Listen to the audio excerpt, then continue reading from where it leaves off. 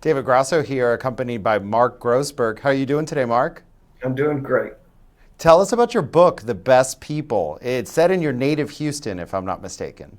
It is. It is. It's a legal drama and social satire. It's set in Houston. Um, there's legal shenanigans and Ponzi scheme and lots of larger than life characters that can only come from the great state of Texas. And at the center of it all is Patti Moran. Patti is originally from Brooklyn, but he came to Houston to be a cop. And he soon discovered that if he was going to achieve his desire for recognition and respect, he had to choose a different path. And so he went to night law school. And everything that happens after that. Well, let me tell you, I spent 2 years in Texas as a transplant, so I can only imagine what Patty went through in your book. Tell us a little bit more about Patty's adventure settling in, the foreign land of Texas. Well, Houston is a total meritocracy. So people come here from all over, and if they work hard, there's a good chance that they can accomplish whatever their dreams are. So Patty came here from Brooklyn thinking being a cop was a great thing, but then he gets here and he finds out maybe that's not the best thing. So he wants to uh, emulate some of the successful people, and he becomes a trial lawyer.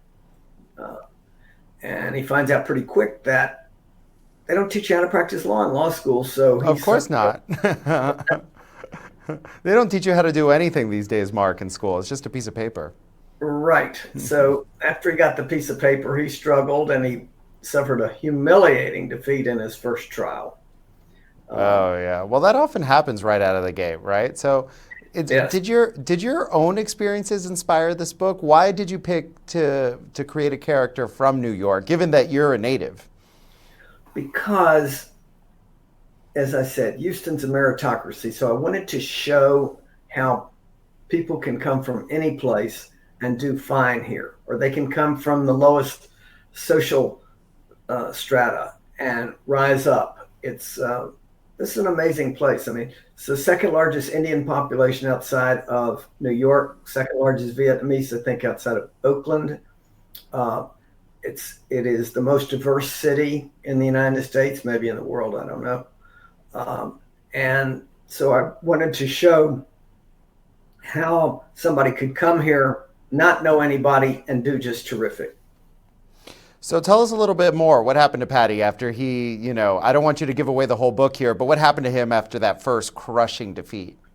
Okay, so then he gets a couple of referrals that he does very well on, and he rises to the top of the divorce bar. And then, in order for him to succeed as much as he wants, he is faced with some ethical challenges. And the the play between his ethical I challenges lost the and phone call. play between his ethical challenges and his desire to succeed come into conflict.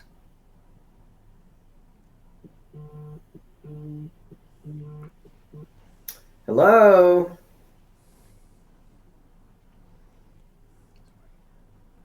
You hear me, Mark?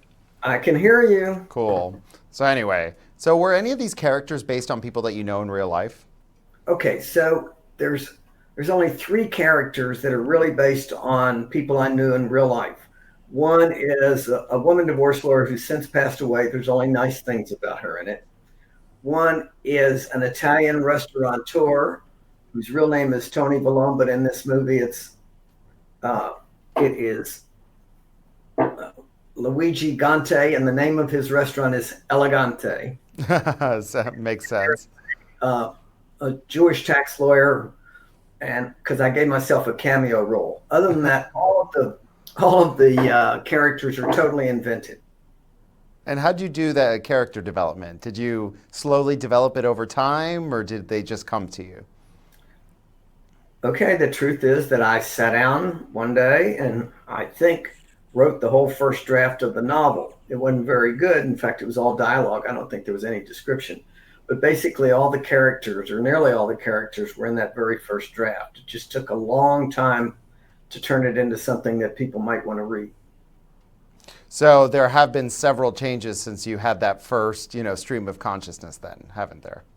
Yes, I mean, I think I did over 100 drafts. One person said, if you did over 100 drafts, this isn't your first novel. But yeah, it took a long time. I had to learn really how to write a novel. Afterwards is when I took classes and got in reading groups and hired editors. So tell us, we have an audience question here. Do you feel you've achieved what you set out to accomplish when you started this book? I'm embarrassed to say yes. That's not embarrassing. That's good.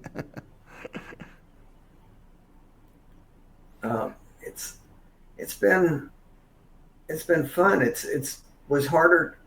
This part after it's published has been more difficult than the writing because.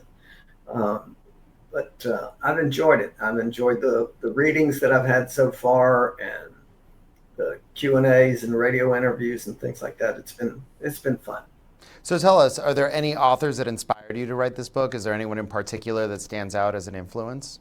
Yes, Tom Wolfe. Tom More Wolfe. specifically, The Bonfire of the Vanities, and to some degree, A Man in Full. So that was my model. I wanted to try to be almost as good as him. Well, I wanted to try to be as good as him, but have to manage my expectations. So what was your first reaction when you found out your book was actually going to get published and that it just wasn't going to, be confined to the back of your closet, we'll say? Yes, right. Like, because I wanted it published humously instead of posthumously. Yeah. Mm-hmm. Oh, yeah. That would be helpful, wouldn't it, Mark? I was very, I was looking forward to it. I try to manage my expectations. So, but yes, it seemed like some sort of a validation. So tell us about the intersection of your career and writing. You were telling me before we started this interview that you spent a lot of time on this book, and it's kind of derailed your professional career a little bit, hasn't it? It's been taking up a lot of your time. Actually, it's the other way around. Okay. My legal career derailed the book. I wrote the first draft in 1996, and I had kids, and, obligations and lots of work. So I didn't touch it again until 2004. Then I touched it, but I didn't really seriously begin working on it till 2008 when I started to taper off in my legal career. And then beginning about 5 years ago, I put real time into it with real professional assistance. Wow. So this has been an idea, or rather, a partially completed book since, in 1996, Mark, I was 12. Well, I was a young man in 1996. So, yeah, I can understand that completely. But, you do what you can do. And I was ready. I was ready to devote myself to this, treat it just like I was preparing for trial or this was a client, and I finally, when I gave it that high level, Sure. then it started rolling out well. So what's your advice for young authors? Let's say you could go back to 1996 and talk to that young man that was Mark. Okay. What would you tell him? I would tell him, one, read good books.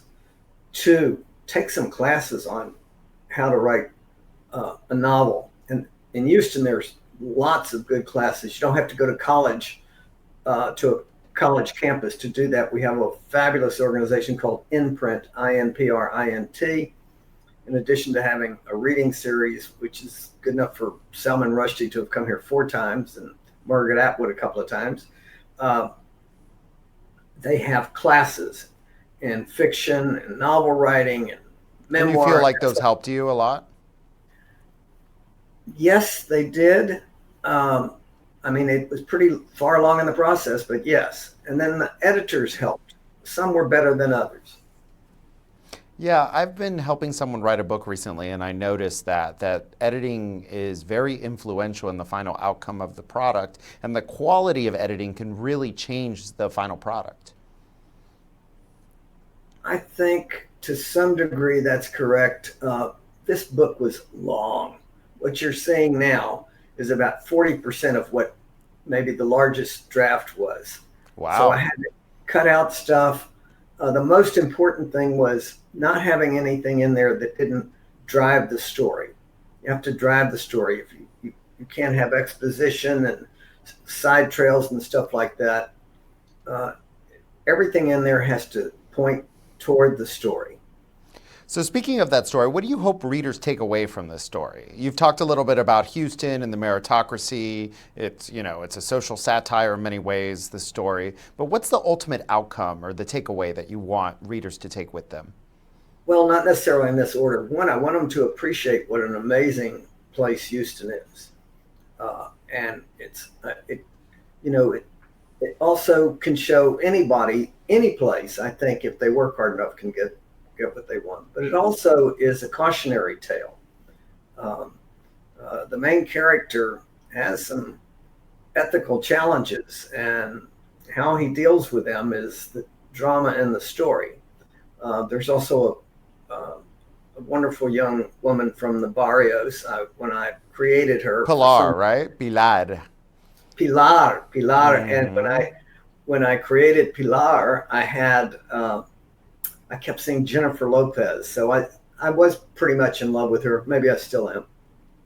Bilad was the name of my great grandma's favorite cousin, so I've always lived with Bilad. I want to know more about her, in fact, because when I saw her name, I thought of my great grandmother's cousin. Well, if you read the whole book, you find out a lot about her.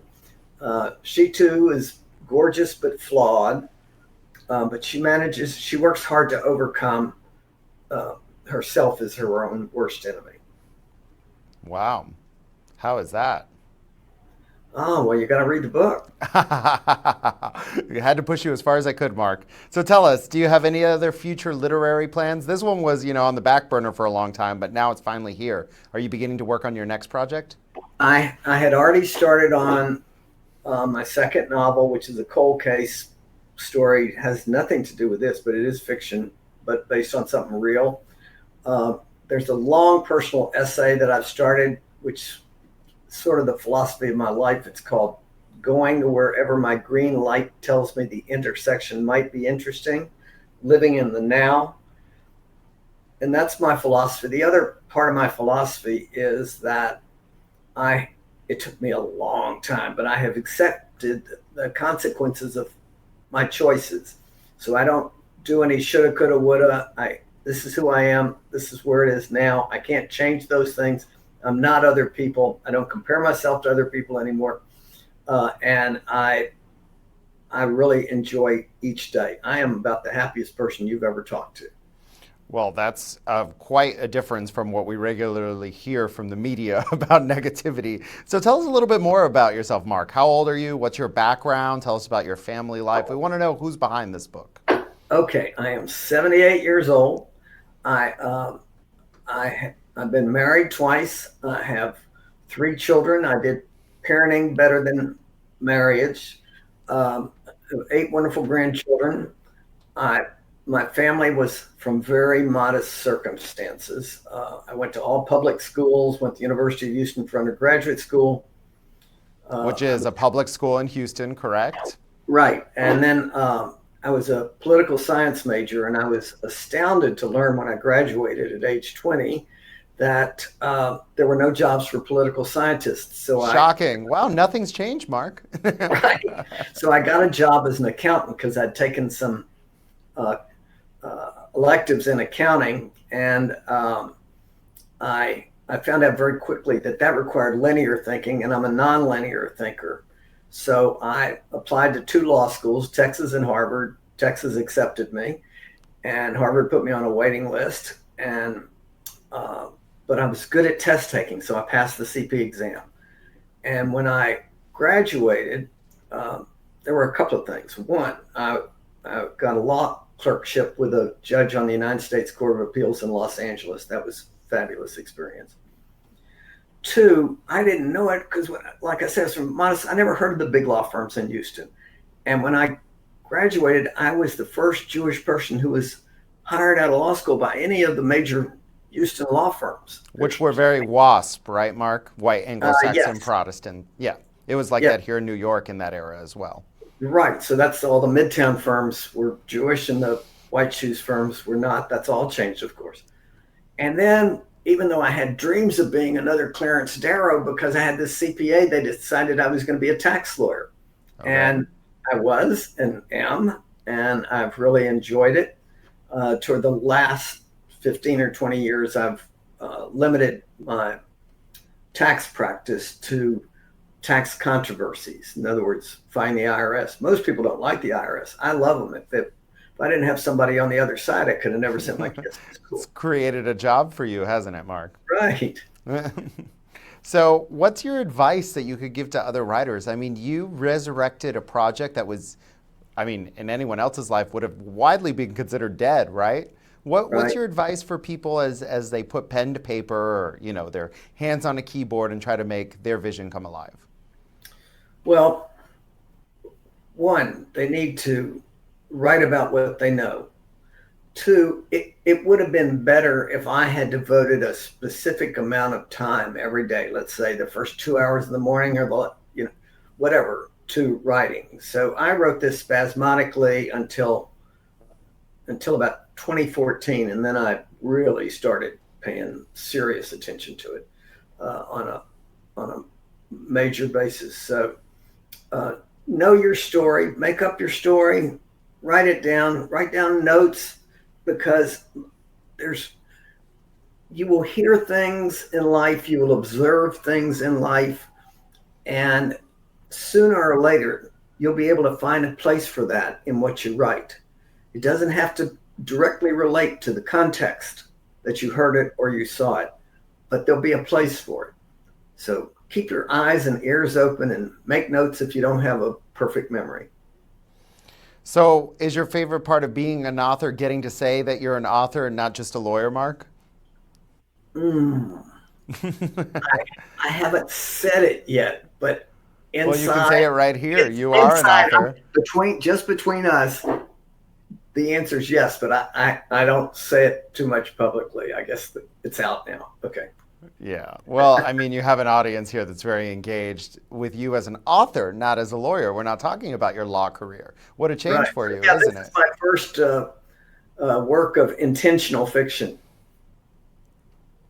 Amazing. And but your background obviously infused this because Patty would have never you would have never had the, information to develop Patty's character, correct? For sure. For Yeah. sure. I got a wonderful review from Mark Udoff, the president emeritus of the University of California system. And first, he compared Tom Wolfe's Bonfire of the Vanities, New York, and my Houston, which I took a lot of. But he said that I did display a real knowledge of how the legal system works and how it doesn't work. Well, go figure. You have years of experience in that. So, what do you think the biggest issue was while you were writing the book, besides, of course, this long time delay and time management? Well, I think the two big issues were devoting the time and but the biggest issue was developing the craft. I didn't know how to write a novel. I just sat down and wrote something and called it a novel. And so I had to learn lots of stuff, lots of stuff. Each chapter originally was like a separate short story, but I had to have a thread to make you want to read the next one and the next one and the next one. So it's just, um, anyway, I don't regret anything. I'm happy with how it ended up. It just took a long time and a longer time than it would have if I'd known what I was doing. Did you sneak the name of your friends or loved ones into the books, or how? Like, who's Balad? Is Balad inspired by someone real, or like you told me, there's only three real people, so I guess it's not real. But are these names inspired by someone in particular? That name is not. There's a few names that I just. Um, there's a Professor Bingo in the book, and I say that his name is Alex Porter, and Alex Porter was the only black person in my law school class. I remained friends with him. I had great respect for him. It was harder, obviously, but he had a very distinguished career with the FBI and then as a consultant to the Secret Service. And I just felt like, with his permission, uh, giving the name of one of the characters whose a great person, no flaws, his name. So his name is in there. So tell me, Mark, what would you like the audience to take away from your life experience? We can grab the book, we can read it all we want, but how about you? What do you want to leave what do you want to leave whoever's watching this with? A message of, inspiration in terms of how they can improve their craft, how they can move ahead in their career, and general life philosophy. I want to hear more about your life philosophy. Well, try to do what you have a passion for and be true to yourself. Um, be nice. There's life. Life is short. Like I say, all I have is the now, and enjoy the now, but do it in a way where you can respect yourself. Well, that is amazing. On that note, thank you so much for joining us, Mark, and Oh, good luck. Good luck in all your endeavors, and we look forward to reading the next book. okay. Thank you. Thanks.